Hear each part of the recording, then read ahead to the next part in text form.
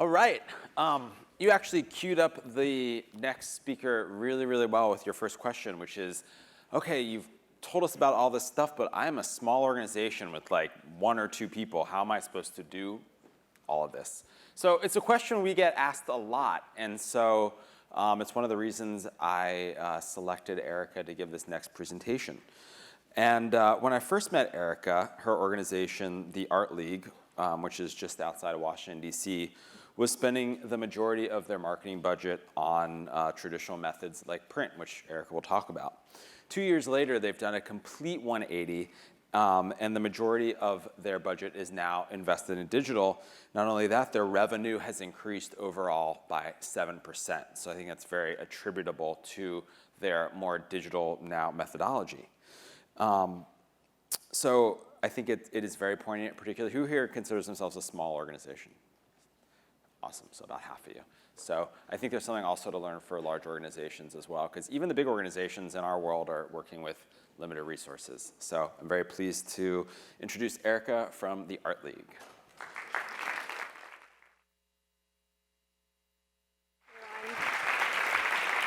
How is everyone? Good? Well, it's so surreal for me to be standing in front of you speaking about our digital revolution, because as Eric said, just 2 years ago, we were investing the majority of our marketing and advertising dollars in print and traditional media. So it's incredibly humbling to be standing here before you who are all so accomplished and work for amazing organizations that I've long admired to talk about our journey. A little bit about me. I come to the arts as a lifelong ballet dancer, the daughter of a painter, a student of art history, and a recovering politico, also circa the Howard Dean era. I think it's safe to say if I make it through November 8th without having an aneurysm, I will consider that to be a victory. I think a lot of people are in that same boat right now. I think Donald Trump is going to need to pay for my Xanax and my Botox for the next year. This has been a rough year. Like so many of you who work for really small organizations, I wear a lot of hats in my position as communications and marketing director. I might be pulled in to help install an exhibit one day, and the next day I might be giving an interview on Korean TV. So, I mean, you really have to be able to do it all. So I, more than anyone, understand the art and the challenges of multitasking. So what is the Art League? We're not a big name organization like the Kennedy Center or Lincoln Center. We are the largest multifaceted visual arts organization in the Mid-Atlantic region. We were founded in 1954 by an art teacher and a group of his students who were looking to create a space for artists like themselves to study and exhibit and grow artistically. And we're still alive and well 60 years later. I just love these photos from the early years. The hair and the outfits just, they kill me. In the 70s, we were lucky enough to have some of the most celebrated Washington Color School artists join our faculty. Here is Lou Stovall giving a class to some women who are way too dressed up to be anything, any kind of permanent paint, and, but whatever, it works for them. And this is Leon Berkowitz, another Washington Color School painter. You can see his work in the newly renovated East Wing of the National Gallery. I don't think smoking and turpentine go together, but I guess it ended okay. The school didn't blow up, so.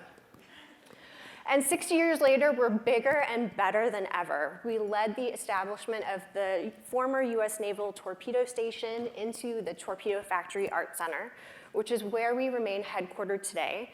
For those of you who don't know, this is just south of DC on the waterfront in Old Town, Alexandria.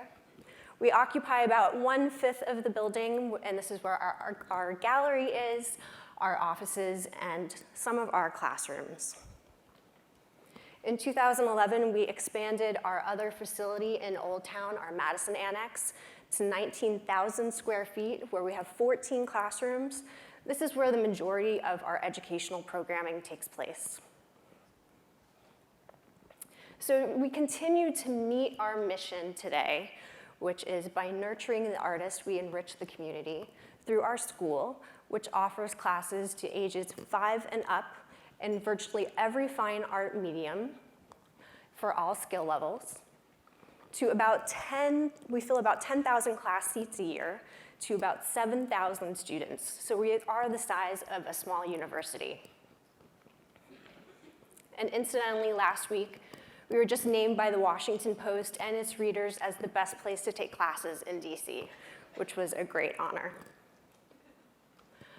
We continue to meet our mission through our gallery, which is headquartered in the Torpedo Factory, where we engage about 1,000 exhibiting artists a year in our 30+ exhibits, which draw in about 72,000 visitors. And through our outreach programs, which includes programming for returning military veterans, and it continues to receive national recognition. So, our digital evolution. How did we get to where we are today, and where were we? Here is a little timeline of our digital progression. How many of you have a digital lifespan that looks something like this? No? Oh my gosh, okay. Well, I'm both horrified and fascinated by this, looking back on where we've been. I've been at the Art League for 11 years, 9 years as Director of Communications and Marketing. And you can see that we didn't even have a communications department until I stepped into my current role in 2007. So it's really remarkable to look back and see how far we've come in just 9 years. This is what our marketing used to look like just a couple years ago. How many people used to embrace this type of marketing, or still do? Yeah? It's classic interruption marketing. We were placing ads in the arts and style sections of newspapers or in trade publications. We bought some public TV advertising or public radio. We were making assumptions on where we thought our audience was. We weren't basing our decisions on data. Our content was often one-off. Once it appeared in the paper or in the magazine, that was it. It disappeared. Targeting wasn't much of a thing for us, and tracking was completely impossible. We didn't know if the eyes that fell on that ad in the paper took any sort of action. When we were doing digital, it was pretty much the same thing. We were going where we thought our audience was. We were placing ads on the arts and style sections of the Washington Post or the New York Times, which was a little bit better. We were doing some geo-targeting, but again, we weren't targeting behavior. We were making assumptions. We were renting space, not purchasing behavior. And the design wasn't that great either, which I can say because I did it. But now it's completely different. It's a completely different ballgame for us. We're going where our audience is online. We're purchasing behavior and not placements. We're targeting our audience with fun, dynamic content. We're doing that through remarketing on the Google Display Network and targeting interest and affinity audiences at the top of our funnel and that remarketing pool closer towards the bottom of the funnel. A little remarketing refresher for those who might need it. We're placing that code on our website, which is tracking those prospects once they visit. And then once they leave, we can serve that content to them again. And with remarketing, we've completely embraced permission-based marketing. The idea of turning strangers into friends, friends into customers, and customers into evangelists. And doing that by creating wonderful, remarkable, compelling content. We do this through our email marketing, through our blog, through all of our social media, but most notably through our Facebook organic content and through our Facebook promoted posts. This was the very first Facebook promoted posts campaign that we did properly. And it has a soft spot in my heart for so many reasons. It's the first campaign where we targeted our audience, our email list, remarketing pool, our Facebook fans, et cetera. It's the first time we organized a campaign around a series of content and told a story. And I just love the concept of this. We were really trying to appeal to the emotions of parents who have artistically inclined children who might be interested in placing their kids in one of our camps. So the theme was Art Camp is for you if, and I think this resonates with a lot of people. This was another one we did. Art Camp is for you if your refrigerator looks like this. So this was the first proper campaign we did, and it gave us the return and the encouragement we needed to move forward and fully embrace this type of marketing. So how did we get here? How did we make that 180 from that traditional type of marketing to this digital revolution, this complete change? Well, it all happened 2 years ago, almost to the day, when I was at NAMP in Atlanta for the first time. And I was sitting in the audience listening to all of these wonderful speakers presenting these amazing case studies about how they were embracing this type of marketing. And I was just blown away by the returns they were seeing, blown away by the ROI. I met Eric and was blown away by the foresight and expertise he had into the industry. And I could not wait to go home and completely rip apart my marketing plan and budget. And I literally did that the day I got back, and a month later, we launched into all of this. And it was mid-fiscal year, and I just canceled contracts, I ripped it apart, and was like, we have to do this because 85% of our registrations are online, 80% of our income comes from class registrations, and most of our audience is online. So why were we not using this? It was a no-brainer. So our initial goals were pretty simple. We just wanted to sell classes. We wanted to increase our online engagement and increase our buzz and excitement around our programming. This was so we could draw more people into the top of our funnel, bring more strangers into the funnel to become friends, to become customers, to become evangelists. We wanted to develop our base, that bottom funnel base. We wanted to be able to measure what we do. We had never really done that before. You can't do that with print marketing. And we wanted to establish objectives. Aside from selling classes, building a base was another large objective. Focusing on acquisition, collecting email addresses, pulling more people into our pixel pool. All of that suddenly became important to us, and it wasn't something we had really considered before. This came with some challenges. We are a small organization. We have an administrative staff of about 14 people. Our communications team is 2, me and my communications assistant. We do everything communications related, graphic design, writing, PR, social media. If it has to do with writing, we do it. So embarking on a whole new marketing plan, something we weren't familiar with, was a little bit daunting. And getting everyone on board. With our organization, and I'm sure for a lot of yours, change is hard for arts organizations. So convincing everyone that we're going to throw away everything we used to do and do something completely different is a little scary. But we also had some great assets going for us.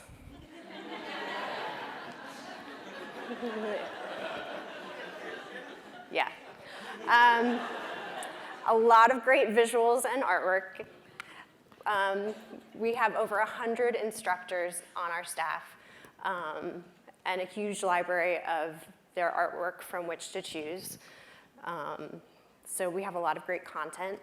We have our YouTube channel, which we've built up over the years, that has a lot of instructional videos, as well as our blog, which has a wealth of interviews with artists, how-tos, industry tips that we've collected.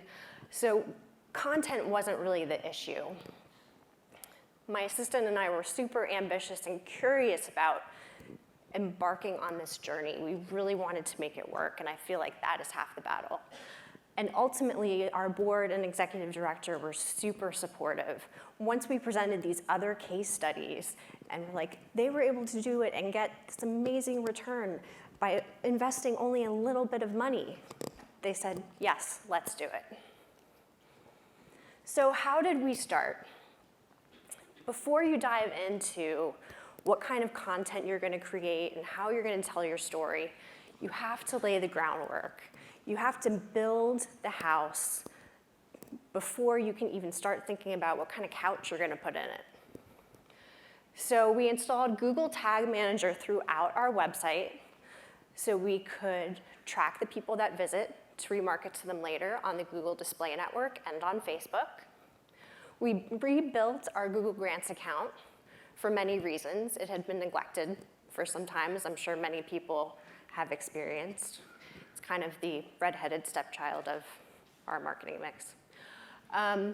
But in addition to having a more robust Google Grants account to lead to more registrations directly from that, when your search account is stronger, you're driving more people to your website, which leads to more people being pixeled, which puts them in that remarketing pool, or they're possibly opting into your email. So you're building that top of funnel. The Leadacity plugin, a plugin that allows people to sign up for your email or Facebook, and the all-important Facebook training. We needed to relearn how to use Facebook for business. What were the best practices for posting? What kind of images? How to write copy? How to shorten links? That sort of thing. All right, so the groundwork is all built. Now we needed to find our voice. How are we going to say what we needed to say? People come to us because they want to learn how to draw or paint or sculpt or refine their already strong artistic skills, but what is it that they're looking for aside from the tangible? And I talked about this in the blog post I wrote for BOOTCAMP, if any of you happen to read that. But people come to the Art League because they're looking for something more. They're looking for an emotional fulfillment. They're looking for some sort of achievement or a feeling, or they're looking to escape something. And I think that's so true for so many of the arts.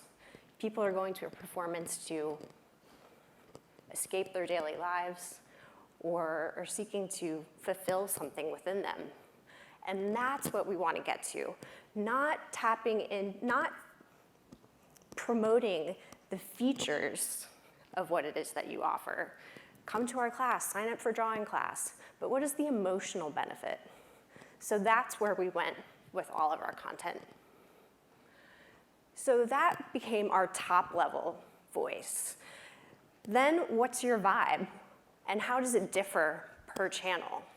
How you talk to people via email or Facebook or Instagram is a little bit different depending on which channel you're using. For us, Facebook is friendly, conversational, always inspirational, inclusive. The arts have a reputation for sometimes being a little elitist, so we always want everyone to feel like they're super welcome to be a part of us. User-focused, it's always about the user, your audience, not about you. And concise. Like Michael said before, get to the point, keep it short, keep it concise. I'm a big fan of edit it once, edit again, keep cutting it down. How can you say more with less? On display, it's a little bit different. You're not necessarily telling a story over time to an audience. Sometimes you just have one shot. So the messaging for us is more top level. We go with more aspirational phrases. Creativity in bloom. Creativity is contagious, catch it on for a winter campaign, kind of stuff like that. I think it's very important to keep the images and the copy really strong, really simple. Think about with your design, visual consonants. How is your eye going to be moving about the piece? If this is appearing on the New York Times or the Huffington Post where there's all sorts of other content on the page, what's going to draw someone to look at your ad? But above all, in everything that we do, we want to connect the heart of our brand with the heart of our audience. So how do we organize it all? How do we come up with these themes and these stories, and what's our process for that? And everything that we do, like I said, we want to tap into the soul of our audience. We like to keep things topical. We like to tap into what people are feeling at that time, whether it be seasonal or what's going on in the world. This is one of my favorite examples. This is our Endless Summer campaign from last fall. I was trying to come up with an idea for our fall campaign, and I'm someone who adores summer. I love the carefree nature of summer. I love the beach. I love the sand. I love just the spirit and the soul of summer. It's my favorite season. I hate when August comes around and people are talking about pumpkins and boots and sweaters, and I'm like, it's still 85 degrees, people. I am not ready for that yet. And every marketing campaign says, fall back to whatever, or back to school. It's my biggest pet peeve. I can't stand it. So I did not want to do anything that had anything to do with fall. That was off the table. And I figured, I can't be the only person that feels this way, who feels bitter about this whole hijacking of the end of summer by corporate America. So it's like, I'm going to do an endless summer campaign. Because I think people feel more free in the summer to have fun and take time for themselves. And taking an art class is all about that. So we went with, who says your summer fun has to end once the calendar flips to September? Keep the spirit of summer alive. Another post we did, summer is not a season, but a state of mind. This posted very well with a reach of almost 33,000. It turns out I was not alone in my feeling. We spent just shy of $2,500 and drew in $56,000 in revenue. So I think Starbucks and their pumpkin spice lattes can go shove it.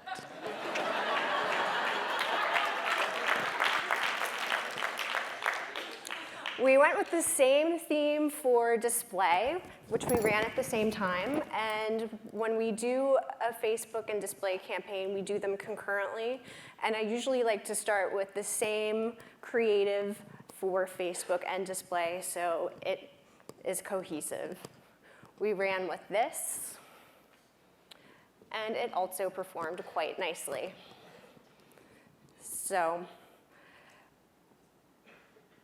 I think that speaks for following your instincts.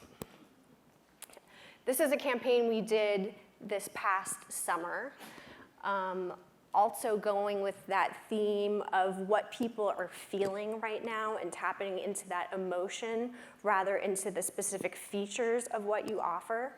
We did a campaign based on nostalgia for the digital free time of summers past. And I realized there's a certain irony to doing that on a digital platform, but anyway. So tapping into that feeling a lot of parents and people my age and older feel for the way summer used to be, when you would run around and chase lightning bugs and run through the sprinkler, and you weren't on a phone or behind a video game console. That's the way that summer used to be. And by taking a class, you can capture that feeling because it's just you and your hands and your imagination creating something. It's still that vibe, it's still that experience. We also ran some creative that was targeted towards adults as well with that same theme, because I think so many of us crave a digital detox from time to time. And it also was quite successful for us. Just over $3,000 in media spend, almost $87,000 in revenue. And here the copy for this video showing kids having a great time in art camp. Art camp, our version of catching fireflies, running around barefoot, and jumping in the sprinkler. Another tagline we went with for this campaign was art camp, there's no app for that. And let us teach your kids the art of swiping a brush on a canvas, not on a screen. So inspiration is everywhere. I'm constantly absorbing and looking at different taglines and ads on the backs of buses and commercials, and maybe that's just me, but I literally find inspiration everywhere. Here are some advertising campaigns that are not arts related, but have inspired me or are currently inspiring me. I love this campaign that Lyft is running right now. I love the double entendres with the copy. I love the images. I love that it's simple and strong. I have this in my inspiration folder on my desktop, and I haven't used it yet, but I'm going to work it in somehow. A screenshot from the P&G Thank You Mom Olympic commercials, which all of them are fantastic.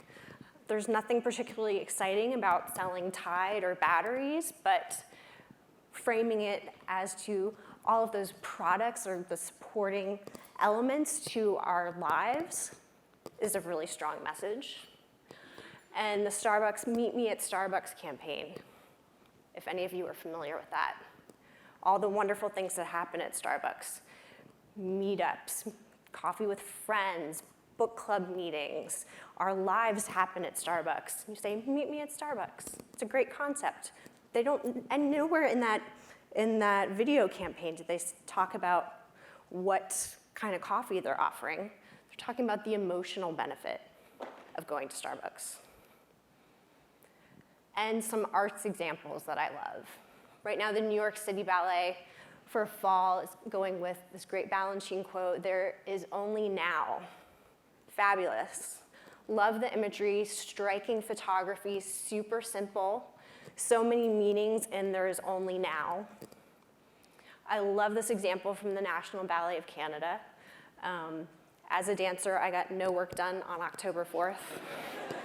Just every time my boss came by, I was just having to change my screen. But I love this example with the tights. I think it is so adorable. And it made me want to check back on the next day so I could see what they did for number 3. And it gave me a lot of ideas for things that we could use, paintbrushes, paint tubes, charcoal sticks, to do a similar kind of countdown thing on social media. An example of something that I've used, this is my really lame Kate Spade iPad cover. And last year, I was trying to come up with an idea for, I guess it was our summer campaign, and I was at home probably watching Bravo, because that's what I do. And my eyes rested on my iPad case, and I was like, the world is your oyster. I was like, that's interesting. And so then I started thinking of other idiomatic expressions. Happy as a clam, piece of cake, whatever. And I thought, well, that could be an interesting campaign, because my mind immediately went to the types of images we have in our library that could go with those sorts of sayings. I was like, that could be fun. So we went with it. We did a whole campaign based on idiomatic phrases. If you play your cards right, you could have the most creative summer ever at the Art League. Or with our flexible summer schedule, fitting a summer class in is a piece of cake. Not bad for watching some Housewives.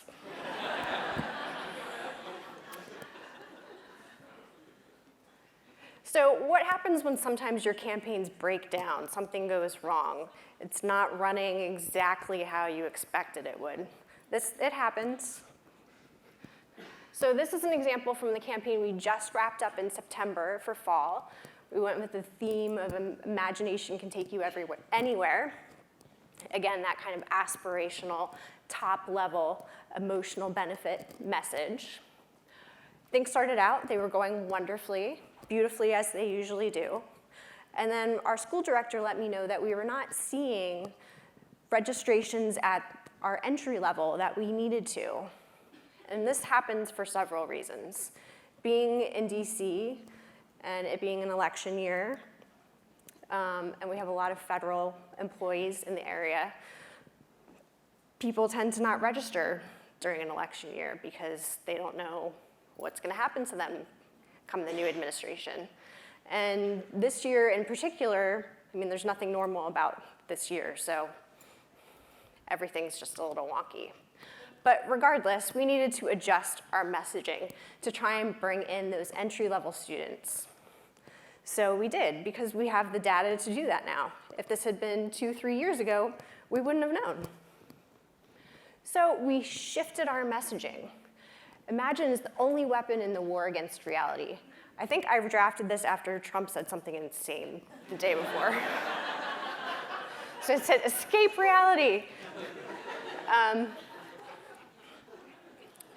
And then imagination, the muscle of the soul, start flexing, learn to draw, paint, or sculpt this fall.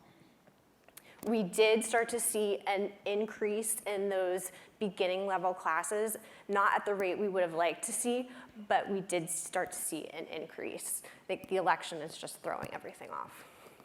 But regardless, it was our most successful campaign ever, with over a 4,000% return on investment. So I'm not complaining about that. So some of the things that get us really excited about digital. The amazing targeting and tracking capabilities. This is something that we didn't have before because we didn't know how to use it. Like I said before, we were doing digital, but we weren't using it in the best way. Now we can, like I said with the previous example, if something's not working exactly right, we can adjust it. It's incredibly cost effective. I mean, we spent less than $3,000 and had over $135,000 attributed to this campaign. That's just wild. ROI is really impressive. We now know what our ROI is. We didn't know that before. Like I said before, we can see what works and adjust as we go. And our content lives on. And one of the best benefits about having your content live on and creating these stories where your content lives on and people share and they comment is that it builds up that pool of supporters. You get more people into your audience. Over the last 2 years, I was pulling these stats last week. We've seen a 30% increase in our email list, 33% increase in our web traffic in the last 2 years. And 2 years ago, when we were posting organic content on Facebook, we were reaching about 2% of our audience. Now we're reaching 30% on average for organic. So all of this can be attributed to this buildup. The more you do this type of marketing, the more it benefits the next campaign and the next campaign after that. So you can really build on your success. And as a result, we're investing more and more each year into our digital marketing. I think this year we're actually going to be a little higher than 70%, maybe closer to 75. So here are my top 10 takeaways. Build your infrastructure first. You need to lay that groundwork. Get Google Tag Manager on your site if you don't have it on there already. Get your Google Grants account in order. Get a Google Grant account if you don't have one already. Find a way to collect email addresses for people visiting your site. Your content must be shareable. My rule is if you are drafting something and you wouldn't share it on your own personal Facebook page, then don't post it. I think that's a good test. Know your brand and your audience like your best friend. I think one of the benefits of being at an organization for such a long time is that I really know our organization inside and out, and I know exactly who our customer is. I know who our student is. I know who our event goers are. And with that, enables me to really talk to them. So get to know who your audience is. Show, don't tell. Your images need to do the talking. When we're scrolling through hundreds of posts on Facebook or Instagram, you need to have an image that shouts out so people will stop. And then you have to have that amazing copy that seals the deal so they click to purchase, convert, whatever. Know the power of the deleted word. Less is more. Inspiration is literally everywhere. Learn, observe, and be inspired by others. Follow those in this room who do it really well. Follow brands that you admire. places that you shop, ask yourself why you like the communications that they put out. Be relatable, be relevant, be topical to what's going on in the world and how people are feeling. Numbers are your friend. Take a look at what's going on and adjust when you need to. A little humor goes a long way. There's so much going on in the world today that's so serious. A little levity is a good thing. And if content is king, targeting is your trump card. It doesn't matter how wonderful your content is. If it's not getting out in front of the right eyes, it just doesn't matter. And that is it. Thank you.